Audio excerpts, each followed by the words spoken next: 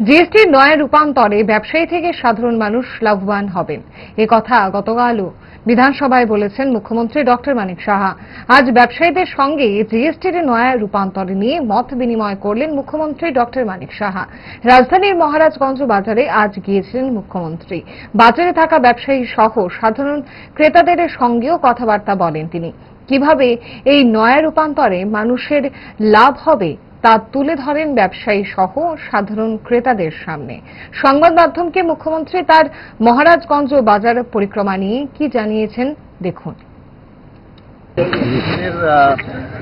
যেভাবে ডিরেকশন এসছে যে জিএসটি যে কমানো হয়েছে, বিশেষ করে দুটো স্ল্যাব যেহেতু মাননীয় প্রধানমন্ত্রীজির নির্দেশে আমাদের ইউনিয়ন ফিনান্স মিনিস্টার সীতারামনজি যখন এটা ঘোষণা করেছে এবং সেটা কিন্তু 22 তারিখ থেকে এটা এফেক্ট দিয়েছিল এবং সেই উপলক্ষে সারা ত্রিপুরার মধ্যে সবচেয়ে বড় যে মার্কেট সেটা হচ্ছে মহারাজগঞ্জ বাজার।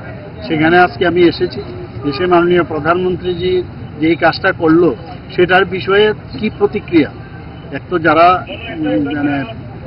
বিজনেসম্যান আছে, ট্রেডার আছেন, আবার পাশাপাশি যারা কিনছেন তাদের সাথে কথা বলার জন্য এসেছি এবং দেখলাম একটা খুশির মহল যে এত দাম কমে যাওয়াতে সবাই খুশি এবং মাননীয় প্রধানমন্ত্রীজিকে ধন্যবাদ দিচ্ছেন।